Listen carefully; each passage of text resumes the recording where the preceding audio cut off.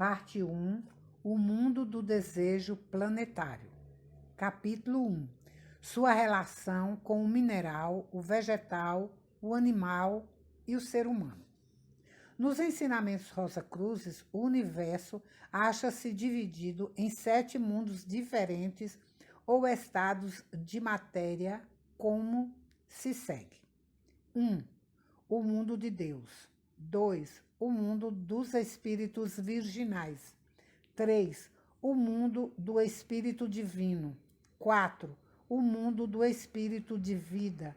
5. O mundo do pensamento. 6. O mundo do desejo. 7. O mundo físico. Esta divisão não é arbitrária, mas necessária, porque a substância de cada um desses mundos está sujeita a leis que são praticamente ineficazes nos outros mundos. Por exemplo, no mundo físico, a matéria acha-se sujeita à gravidade, à contração e à dilatação. No mundo do desejo, não existe nem calor nem frio, e as formas levitam com a mesma facilidade com que gravitam. A distância e o tempo são também fatores preponderantes que existem no mundo físico, mas quase totalmente inexistentes no mundo do desejo. A matéria desses mundos também varia em densidade, sendo o mundo físico o mais denso dos 7. Cada mundo acha-se subdividido em 7 regiões ou subdivisões da matéria. A matéria de desejo, no mundo do desejo, persiste através das 7 subdivisões ou regiões como material para a incorporação dos desejos. Assim como a região química é o reino da forma e a região etérica é o lar das forças condutoras das atividades vitais nessas formas, permitindo-lhes viver, mover-se e propagar-se, assim também as forças do mundo de desejo, trabalhando no corpo denso despertado, o impelem a se mover nessa ou naquela direção. Se apenas existissem as atividades das regiões químicas e etérea do mundo físico, haveria formas vivas capazes de se moverem, mas sem incentivo para agirem dessa forma. Esse incentivo é proporcionado pelas forças cósmicas ativas no mundo do desejo, e sem essa atividade agindo através de todas as fibras do corpo vitalizado, impelindo-o à ação nessa ou naquela direção, não haveria experiência nem crescimento moral. A função dos diferentes éteres cuidaria do crescimento da forma, pois é somente em resposta às necessidades do crescimento espiritual que as formas evoluem para estados superiores. Vemos assim a grande importância desse reino da natureza. Desejos, aspirações, paixões e sentimentos expressam-se na matéria das diferentes regiões do mundo do desejo, assim como as formas expressam-se na região química do mundo físico. Tomam formas que duram por mais ou menos tempo, de acordo com a intensidade do desejo, aspiração ou sentimento que encerram. No mundo do desejo, a diferença entre as forças e a matéria não é tão definida e visível como no mundo físico. Poder-se-ia dizer até que aqui as ideias, força e matéria são idênticas e recíprocas. Não é bem assim, mas podemos dizer que até certo ponto o mundo do desejo se compõe de força-matéria. Quando se fala da matéria do mundo do desejo, é verdade que ela é um grau menos denso que a matéria do mundo físico, mas formaremos uma ideia totalmente errada se imaginarmos. Embora a montanha e a margarida, o ser humano, o cavalo e um pedaço de ferro sejam compostas de uma derradeira substância atômica. Não queremos dizer que a margarida seja uma forma de ferro mais fina e sutil. Semelhantemente, é impossível explicar por palavras a mudança ou a diferença que se opera na matéria física quando ela se converte em matéria de desejos. Se não houvesse diferença, ela seria suscetível às leis do mundo físico, o que não acontece. A lei que rege a matéria da região química é a inércia, a tendência a permanecer no status quo. É necessária certa soma de energia para vencer essa inércia, para fazer que se mova um corpo em repouso ou para deter um corpo em movimento, o que não acontece com a matéria do mundo do desejo.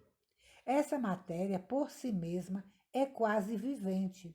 Está em movimento fluídico incessante, assumindo todas as formas imagináveis e inimagináveis, com inconcebível facilidade e rapidez, assumindo ao mesmo tempo cores coruscantes e cintilantes de milhares de tons sempre cambiantes, sendo incomparável com qualquer coisa que conhecemos no estado físico em consciência.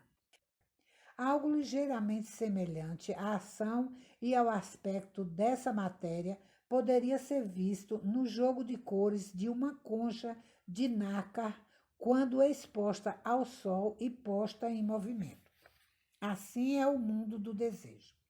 Um mundo de luz e cor sempre cambiantes, no qual as forças do animal e do ser humano se misturam com as forças de inumeráveis hierarquias de seres espirituais que não aparecem no mundo físico, mas que são tão ativas no mundo do desejo como nós o somos aqui. As forças emitidas por essa vasta e variada hoste de seres modelam a matéria cambiante do mundo do desejo em formas inumeráveis e diferentes, de maior ou menor durabilidade, de acordo com a energia cinética do impulso que lhes deu origem. Os três mundos do nosso planeta, mundo do pensamento, mundo do desejo e mundo físico, são atualmente o campo de evolução para diferentes reinos de vida em diferentes estados de desenvolvimento. Apenas 4 desses, por hora, nos dizem respeito: o reino mineral, vegetal, animal e humano. Esses 4 reinos acham-se relacionados com os 3 mundos de maneira diversas, de acordo com o progresso que esses grupos de vida evolucionante tenham feito na escola da experiência. Para mostrar sentimentos e emoções, é necessário possuir um veículo composto por matérias do mundo do desejo. É necessário ter um corpo vital separado, um corpo de desejos, etc., para expressar as qualidades de um reino em particular, porque os átomos do mundo do desejo, do mundo do pensamento e mesmo dos mundos superiores tanto interpenetram o mineral como o corpo denso. Se a interpenetração do éter planetário, que é o éter que envolve os átomos do mineral, fosse suficiente para fazê-lo sentir e propagar-se, ser interpenetrado pelo mundo do pensamento planetário também seria suficiente para fazê-lo pensar. Isso não pode ser feito por falta de um veículo separado. O mineral é penetrado apenas pelo éter planetário e é por esse motivo incapaz de crescimento individual. Só o mais inferior dos 4 estados do éter, o químico, acha-se ativo no mineral. As forças químicas existentes nos minerais devem-se a esse fato. Tendo notado as relações existentes entre os quatro reinos e a região etérica do mundo físico, iremos depois voltar nossa atenção para as suas relações com o mundo do desejo. Aqui descobrimos que tanto os minerais quanto os vegetais não possuem o corpo de desejo separado. Eles estão permeados apenas pelo corpo de desejos planetário, o mundo do desejo. Sem possuir o veículo separado, são incapazes de ter sentimentos, desejos e emoções, que são faculdades que pertencem ao mundo do desejo. Quando se quebra uma pedra, ela não sente, mas seria errado deduzir que não existe nenhum sentimento relacionado a essa ação. Essa é uma visão materialista feita por uma multidão de pessoas sem compreensão. O cientista ocultista sabe que não existe ato, grande ou pequeno, que não seja sentido por todo o universo. E mesmo que uma pedra, por não possuir corpo de desejos separado, não possa sentir. O espírito da terra sente porque é o corpo de desejos da terra que permeia a pedra.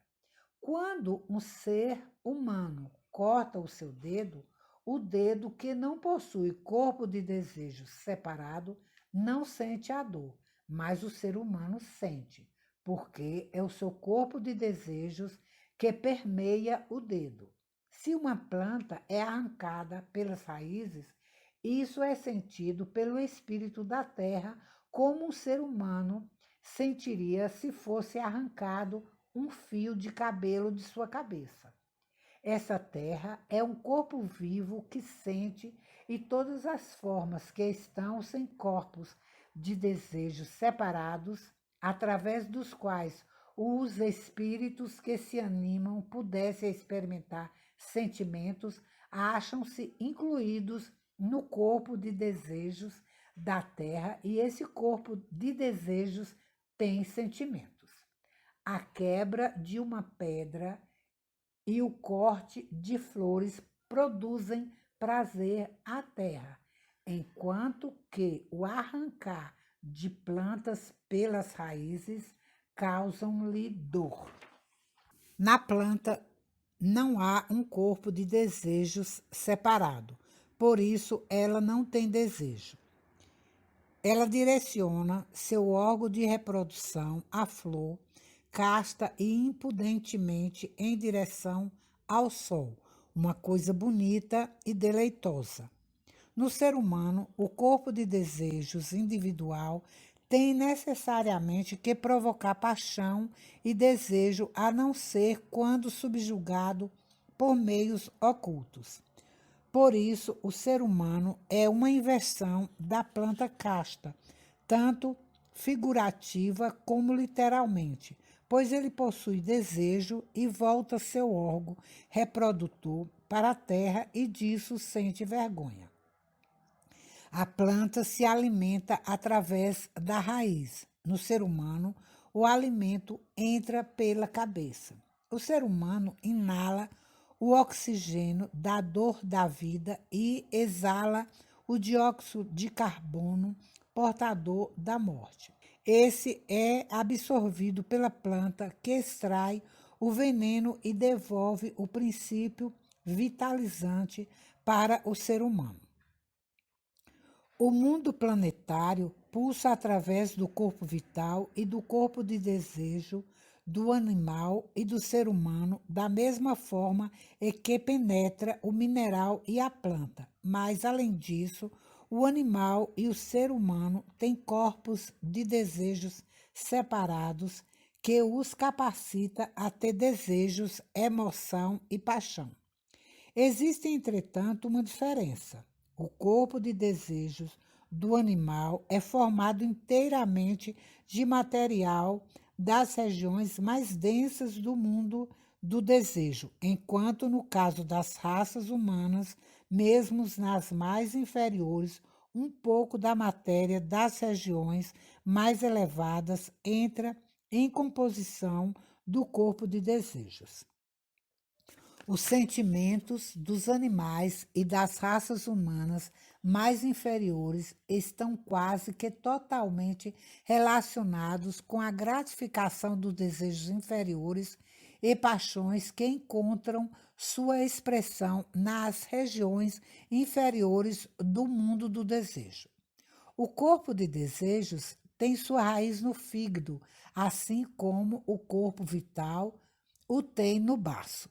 Em todas as criaturas de sangue quente, que são as mais evoluídas e possuem sentimentos, paixões e emoções que alcançam o mundo exterior pelo desejo e das quais pode-se dizer que vivem no mais completo significado do termo e não apenas vegetam, as correntes do mundo de desejos fluem externamente do fígado. A matéria de desejos está continuamente se liberando em valores e correntes que viajam em linhas curvas para todos os pontos da periferia do ovoide e depois retorna para o fígado através de vários vórtices, tanto quanto a água fervente está continuamente se liberando da fonte de calor e a ela retornando após completar seu ciclo. As plantas não possuem esse princípio propulsor e energizante, daí não poderem mostrar vida e movimento como podem os organismos superiormente desenvolvidos. Onde existe vitalidade e movimento e inexiste sangue vermelho, não existe corpo de desejo separado. A criatura acha-se simplesmente no estágio entre o vegetal e o animal e, portanto, se move completamente na energia do espírito grupo. Nos animais de sangue frio, que possuem um fígado e sangue vermelho, há um corpo de desejos separados e o espírito grupo direciona as correntes para dentro, porque, no seu caso, o espírito separado, o do peixe ou réptil individual, por exemplo, acha-se completamente no lado externo do corpo denso. Quando o organismo tiver evoluído ao ponto em que o espírito separado possa começar a penetrar em seus veículos, então ele, o espírito individual, começará a dirigir as correntes externamente e veremos o início da existência apaixonada e do sangue quente. É o sangue quente no fígado do organismo suficientemente evoluído para possuir um espírito interno que energiza a saída das correntes de matéria de desejo que faz com que o animal ou o ser humano demonstre desejo e paixão. No caso do animal, o espírito ainda não está completamente interiorizado. Os mamíferos atuais que tenham em seu estágio animal alcançado a posse do sangue quente vermelho acham-se capacitados a experimentar desejo e emoção até certo ponto. O espírito animal, em sua descida, alcançou apenas o mundo do desejo. Ainda não evoluiu ao ponto de poder entrar num corpo denso. Portanto, o animal não possui espírito interno, mas sim o espírito grupo que o dirige de fora. O animal possui o corpo denso, o corpo vital e o corpo de desejos, mas o espírito grupo que o dirige está do lado de fora. O corpo vital e o corpo de desejos de um animal não se encontram inteiramente dentro do corpo denso, especialmente no que diz respeito à cabeça. Todas as formas são impelidas à ação pelo desejo. A ave e o animal quadrúpede vagam por terra e ar no seu desejo de obter alimento e abrigo, ou com o propósito de procriar. O ser humano é também movido por esses desejos, mas tem ainda outros e mais elevados incentivos que o estimulam a se esforçar. Entre eles, acha-se o desejo de locomover-se rapidamente, o que o levou a construir a máquina a vapor e outros mecanismos que se movem em obediência a seus desejos. Se não houvesse ferro nas montanhas, o ser humano não poderia construir máquinas.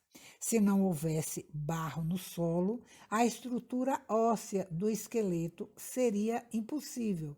E se não existisse nenhum mundo físico com seus sólidos, líquidos e gases, o nosso corpo denso jamais poderia ter existido.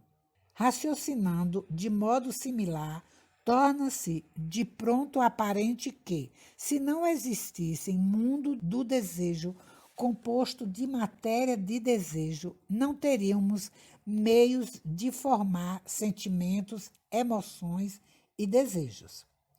Um planeta composto das matérias perceptíveis a nossos olhos físicos e de nenhuma outra substância poderia ser o lar de plantas que crescessem inconscientemente, mas sem o desejo para fazê-las crescer.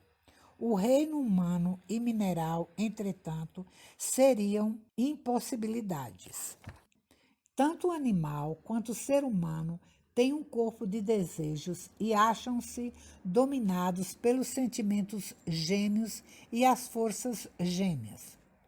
Uma tigresa na floresta passará com indiferença por um pedaço de pão, mas sentirá interesse pelo seu dono. Seu interesse vai fazer surgir a força de atração. No entanto, ela vai tentar matá-lo. O ato destrutivo não é o fim nem o objetivo, entretanto, apenas um passo necessário em direção à assimilação. Se ela percebe outro animal predador com interesse no que ela considera sua presa, isso também vai despertar seu interesse. Mas, nesse caso, o sentimento de interesse vai detonar a força de repulsão e, se acontecer uma luta, a destruição do seu adversário será o seu objetivo. No caso acima e nos casos dos quais o desejo do animal e do ser humano sejam fatores, as forças gêmeas e os sentimentos gêmeos operam de modo semelhante, mas existe a diferença na composição do corpo de desejo do ser humano e do animal. O corpo de desejos de um animal é composto exclusivamente de matéria das 4 regiões inferiores do mundo do desejo. Daí ele ser incapaz de sentir algo mais que deseja um animal por comida, abrigo ou algo parecido. Um santo sentiria o mais penetrante remorso se tivesse inadvertidamente falado uma palavra impensada. A tigresa permanece imperturbável a qualquer sentimento de mal agir, daí ela matar diariamente. A razão é que o corpo de desejos do ser humano é composto de matéria de todas as 7 regiões do mundo do desejo. Daí ele ser capaz de ter sentimentos mais elevados que o animal.